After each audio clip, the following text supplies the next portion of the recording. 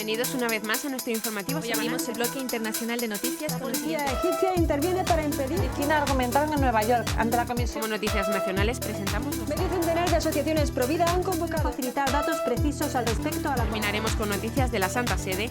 Hablando recoge firmas para defender a non-nacidos. De la Conferencia Episcopal Italiana. Bienvenidos a nuestro noticiario semanal de Radio HM. Hoy les saludamos Alejandra Medina e Isabel Jordán. Muy buenas, Isabel. Muy buenas, Alejandra. Jersey, que celebró su cumpleaños el 9 de enero, le escribe al Papa: mi deseo de cumpleaños es que mi padre esté en mi cumpleaños. Lo que yo estoy pasando es muy triste. Mi papá está en la cárcel por su condición de ilegal y la policía lo va a deportar. Por su parte, Mario, de 14 años, también compartió su testimonio con el Papa. La razón por la que estoy escribiendo esta carta es porque mi padre está actualmente en la cárcel. Ha estado ahí largo tiempo. Mi padre era el que proveía los ingresos y la cabeza de la casa, pero desde su encierro mi madre ha trabajado sin descanso para mantenernos, escribió Mario. Le ruego de todo corazón que rece por todas las personas que están atravesando mi situación, le pidió el adolescente al Papa. En su carta, Carla, de 15 años, le dice al Papa que su familia católica y muy religiosa enfrenta serios problemas debido a su condición de ilegales. Toda mi familia son inmigrantes de México. Mi mamá está lentamente quedándose ciega y mi papá tiene un problema en el corazón. Mi hermana está en una silla de ruedas y necesita ayuda médica, pero ellos no pueden tener asistencia médica porque no tienen sus documentos legales. Estos y muchos otros jóvenes hijos de inmigrantes representan a más de 5 millones de niños ciudadanos estadounidenses que viven con miedo de que uno o ambos de sus padres puedan ser deportados a otro país. Han escrito al Papa Francisco expresándole su temor ante el constante riesgo de que sus padres sean deportados a otro país. El arzobispo de Los Ángeles, Estados Unidos, Monseñor José Gómez, uno de los principales promotores de una reforma migratoria integral en el país, aseguró que leer las cartas de los niños hace que me duela el corazón. Ellos saben que el Papa Francisco es hijo de un inmigrante. Ellos saben que él tiene el corazón para entender por lo que están pasando. Monseñor Gómez señaló que hay en el país alrededor de 11 millones de inmigrantes indocumentados en Estados Unidos y 2.6 millones se encuentran en el estado de California. En un comunicado que acompaña las cartas, la Coalición de los Derechos Plenos para los Inmigrantes expresó al Papa su esperanza en que intervenga e interceda por los niños y familias en los Estados Unidos, México y Centroamérica, que están siendo afectadas por falta de humanidad y aceptación de los líderes políticos estadounidenses al mantener sus antiguas leyes de inmigración que pone en crisis la familia católica en América. Hoy en nuestro bloque internacional destacaremos las siguientes noticias más relevantes de nuestra semana. Intenso frío no detuvo a miles en gran marcha por la vida en Estados Unidos. Publican libro con los apuntes personales de Juan Pablo II que su secretario salvó de ser quemados. Más de 4.000 casos de violencia contra cristianos en 2013. Comentaremos también algunas noticias nacionales. Radio María celebra este año su 15 aniversario en España. Monseñor Rey Pla: el feminismo ideológico es un paso en el proceso de deconstrucción de la persona. La beatificación de Álvaro del Portillo será en Madrid el 27 de septiembre. Abren escuela de rescate para convencer a mujeres que no se sometan a abortos. Y como siempre terminaremos con noticias de la Santa Sede. Papa en mensaje, comunicaciones sociales: no basta con estar conectados, hay que buscar el encuentro. El año 2014 será clave en la reforma del IOR. Palabras del Papa en la audiencia general del miércoles. Las bajas temperaturas registradas en los Estados Unidos no fueron impedimento para que miles de personas participaran el 22 de enero de la Marcha Nacional por la Vida en Washington, D.C. El día anterior a la marcha se realizó en la misma ciudad de Washington, D.C., una vigilia de oración y una misa en la Basílica de la Inmaculada Concepción, como parte de las actividades previas al evento donde participaron cientos de jóvenes. Cada año se incrementa la presencia de jóvenes en la Marcha por la Vida. Ellos viajan desde diferentes partes del país para alzar su voz por los que no tienen voz. En su mayoría son grupos de universitarios que viajan miles de kilómetros en buses a pesar del frío y que cuentan con las facilidades de sus centros de estudio para poder faltar a clase por la buena causa.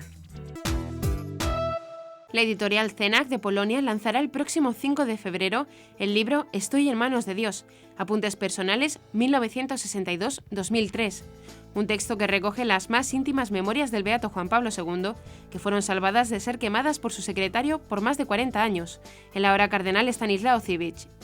Los apuntes personales de Juan Pablo II permiten al lector encontrarse con un hombre que siempre confió más en Dios que en sí mismo y que luchó por la verdad hasta el final de su vida. Juan Pablo II pidió a Monseñor Dziwisz, su secretario y más cercano colaborador, quemar los apuntes tras su muerte, pero el ahora arzobispo de Cracovia decidió no destruirlos, sino que los conservó y entregó a la Congregación para las Causas de los Santos, que examinó la vida de Karol Wojtyła durante su proceso de canonización. En el año 2013 hubo más de 4.000 casos registrados de violencia anticristiana en la India, operados en su mayoría por grupos extremistas hindúes que actúan en el país. Los episodios incluyen el asesinato de 7 fieles, incluyendo un menor de edad, abusos y palizas a 1.000 mujeres, 500 niños y unos 400 sacerdotes o pastores de diferentes confesiones, ataques a más de 100 iglesias y lugares de culto cristiano. Estas son las cifras que figuran en el nuevo Informe sobre la Persecución en 2013, elaborado por un foro de entes y organizaciones cristianas en la sociedad civil de la India y que se han enviado a la agencia Fides. El informe ha sido presentado recientemente al cardenal Oswald Gracias, arzobispo de Bombay y presidente de la Conferencia Episcopal de la India. Según lo ha informado la agencia Fides, el documento fue elaborado mediante la colaboración entre las asociaciones Catholic Secular Forum, All India Christian Council, Evangelical Fellowship of India, Global Council of Indian Christian y World Watch Monitor. Han entregado el informe a los obispos, los 2 laicos católicos, Joseph Díaz y el juez Michael Saldana, respectivamente presidente y secretario del Catholic Secular Forum. El informe también examina los fallos en el sistema legal de la India que permiten la propagación de la violencia y la impunidad de los perpetradores. Las leyes de baja acusación están a la orden presidencial desde 1950, que niega a los Dalit cristianos y otras minorías los derechos concedidos de los Dalit hindúes. Las leyes anticonversión en vigor en 7 estados de la India como Odisha, Arunachal Pradesh, Madhya Pradesh, Rajasthan, Gujarat, Chhattisgarh e Himachal Pradesh. El informe señala que una ley integral para detener la violencia, presentada el año pasado, sigue parada en el Parlamento, que todavía no la ha examinado y debatido. En la mayoría de los casos examinados, la policía se niega a registrar las denuncias y los medios de comunicación indios no informan de las noticias o minimizan lo sucedido.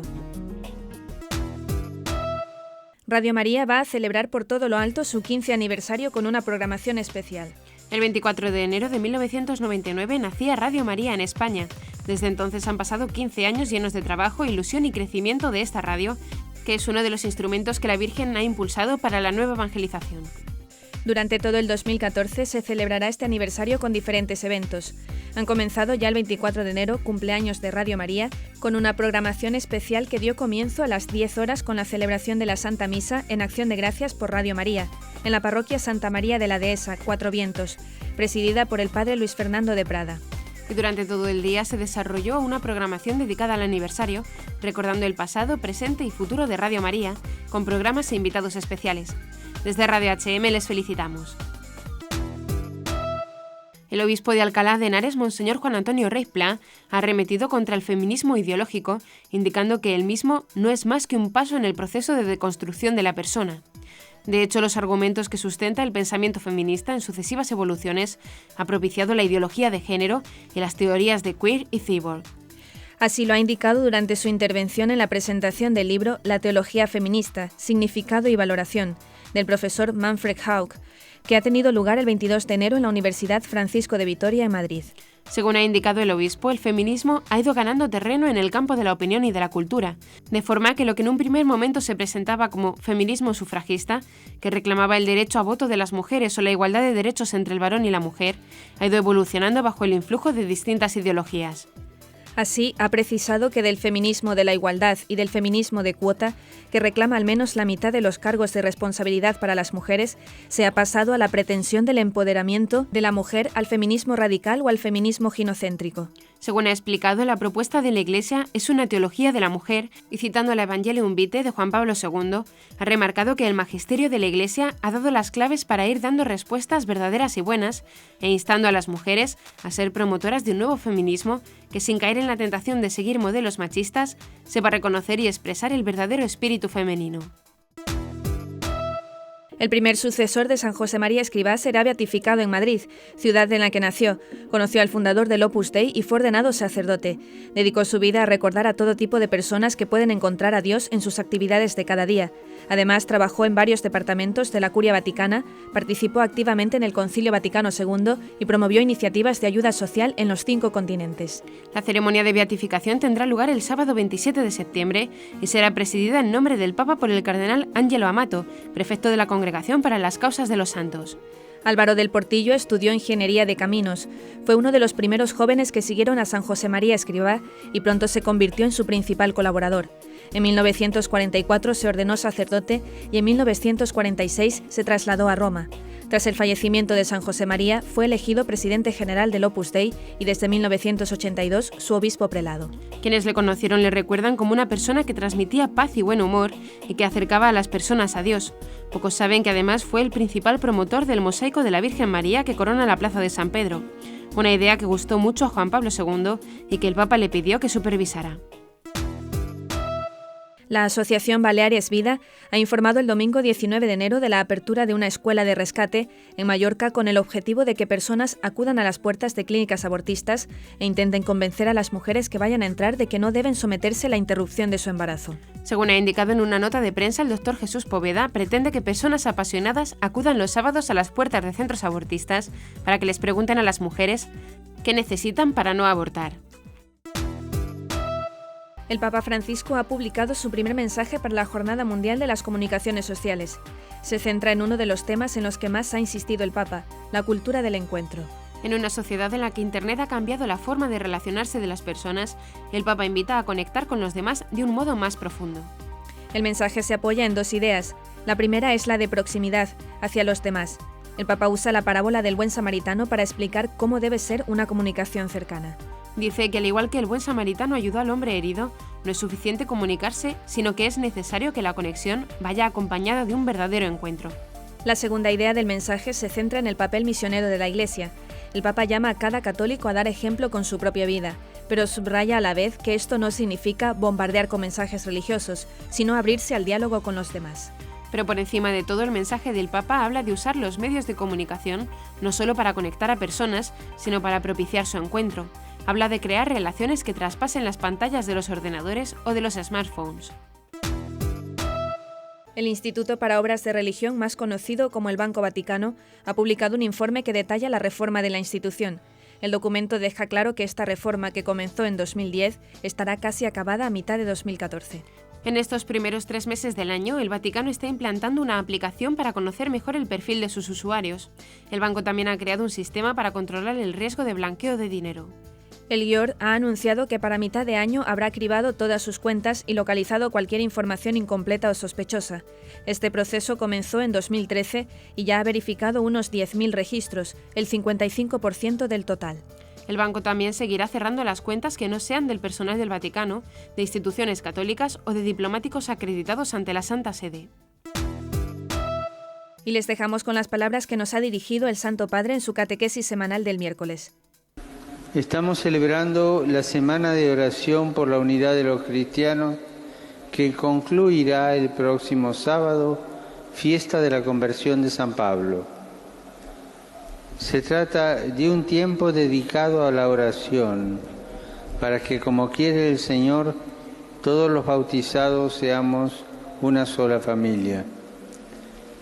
El tema propuesto para este año se refiere a la pregunta que San Pablo dirigió a los cristianos de Corinto, que se encontraban divididos en distintas facciones. ¿Acaso está dividido Cristo? Así decía San Pablo. No, Cristo no está dividido. Sin embargo, debemos reconocer con dolor que en nuestras comunidades se dan divisiones que son un escándalo y que afectan a la credibilidad y eficacia de nuestro compromiso evangelizador. Ahora bien, Pablo no solo les reprende por sus disputas, sino que también da gracias a Dios por los dones que ha derramado en ellos. También nosotros, a pesar del sufrimiento causado por las divisiones, debemos aprender a reconocer con gozo los dones que Dios ha concedido a otros cristianos y al recibirlos con un corazón grande y generoso. Para eso se requiere mucha oración, humildad, reflexión y una continua reflexión. Saludo con afecto a los peregrinos de lengua española, en particular a los grupos venidos de España, Argentina, México y otros países latinoamericanos. Invito a todos a que, llenos de gozo por el don de la filiación divina, que en el bautismo sepamos reconocer con alegría los dones que Dios concede a otro cristiano. Que Dios lo bendiga. Y hasta aquí nuestro informativo semanal. Esperamos que haya sido de su agrado. Recuerden que pueden seguir escuchándonos siguiendo el resto de nuestra programación en directo a través de la web www.radiohm.net. En ella podrán encontrar también distintos podcasts con los informativos anteriores y otros audios que también pueden ser de su interés. Seguiremos estos días informando de las noticias de la Iglesia y del mundo a través de nuestros breves espacios informativos que les ofrecemos todos los días, cada media hora aquí, en Radio HM 88.9 FM y HM Televisión. Ayer, hoy y siempre la verdad. Gracias por habernos acompañado. Les han informado Isabel Jordán y Alejandra Medina. Hasta la próxima semana.